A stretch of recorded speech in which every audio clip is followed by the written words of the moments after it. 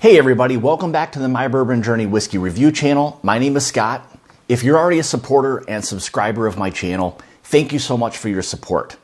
If you're new to this channel and you're looking for reviews of different whiskeys, such as bourbons, ryes, American style whiskeys, go ahead and hit that subscribe button. Also hit the bell notification. That's going to alert you to when I'm doing new uploads, live streams, things along those lines. Also, if you're interested in contributing to or supporting my channel, you can through my Patreon page, which I'll have linked in the description below. So today from KO Distilling out of Manassas, Virginia, we have what's called their Bare Knuckle Straight Bourbon Whiskey. Before we get into the review, roll that intro.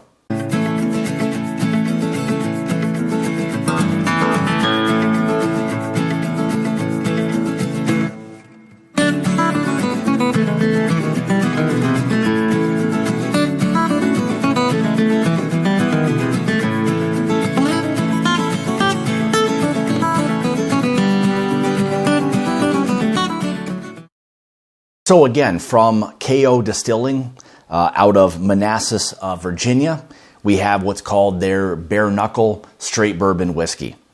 So a little bit of information regarding this product. Mash bill on this was 70% corn, 20% wheat, and 10% malted barley. So we know already we're dealing with a wheated bourbon versus a rye-based bourbon. Proof on this is going to be 90 proof or 45% ABV. Non-age stated, however, on the back it does say that it is aged 24 months or 2 years. Just doesn't have a front age stated statement. MSRP on this was right in that $40 to $45 range. Now, in terms of distribution, East Coast based, I don't know what their full distribution is, but I will have links to the distillery in the description below. So if you want to check them out and their product, feel free to do so. So like I do with most or all of my reviews, we'll go through the appearance, we'll go through the nosing, the tasting, the finish part of it, and then really any other general information regarding the distillery or the channel itself. So why don't we go ahead and we'll get into the review. So as you can see on this, really nice, kind of for 2 years old, really nice, kind of mahogany, kind of copper type of color to that. So, all right, let's get into the nose of this. So immediately you pick up, with it being a wheated bourbon, you pick up a little bit of that doughiness, just that wheated bourbon nose that's there. Some dark fruit is actually there, like more of a cherry. Some caramel is there. A little bit of that like kind of corn graininess is there as well. Some burnt sugars. And I also pick up a bit of like a chocolate type of note to that. Some oak is there, some cinnamon. Kind of a lot going on for a relatively youthful bourbon. A lot of different kind of nosing profiles so far. A little bit of peanut there as well. All right, interesting. So let's give this a try. Cheers.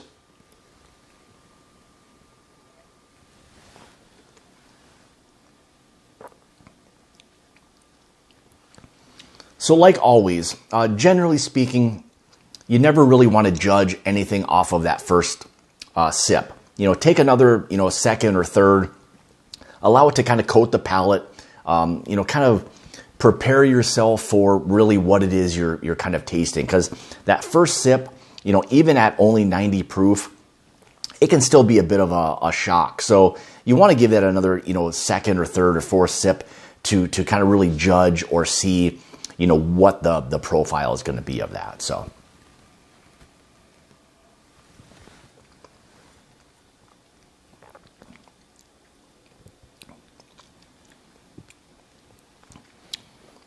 right away you get hit with a little bit of really minimal heat. I mean, at 90 proof, you wouldn't expect it to be anything that's going to blow you away. Really nice mouthfeel. That's one of the first impressions. Fairly oily. Kind of coats the mouth, really nice. A good oak presence to it. The dark fruits are kind of wanting to come through. A little bit of that burnt sugar. Little bit of peanut kind of to it. Not overly dry by any means.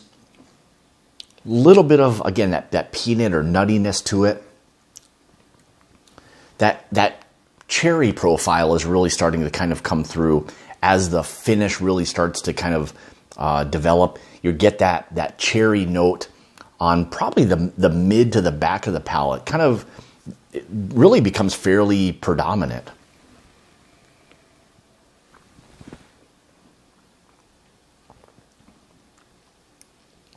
Yeah, up front you get a little bit of that kind of corn grain, followed by some oak. Again, that cherry is there. Yeah, really nice, I would say, well-balanced, bourbon whiskey. Again, for 2 years old, it's not labeled as a straight bourbon, but, at 2 years old or 24 months, it technically could be. But really nice, just solid wheated bourbon profile. I would say this is a little bit even more kind of amped up in terms of a flavor profile. I was going to compare it to anything, the Weller line a lot of times, or is, a wheated bourbon.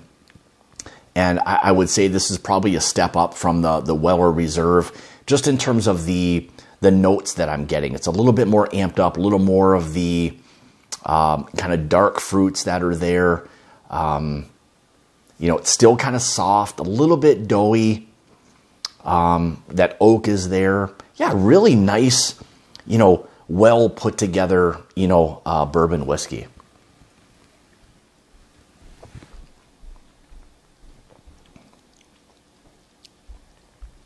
Yeah, I'd say again that those dark fruits, that cherry, the cherry is really what I kind of keep falling back on. It's fairly, noticeable, predominant. That oak is there. Some of the vanilla start to kind of come through in this. So yeah, again, I think they've done a really, really nice job, with this bourbon. If I'm not mistaken, I believe even Fred Minnick, had tried this and really,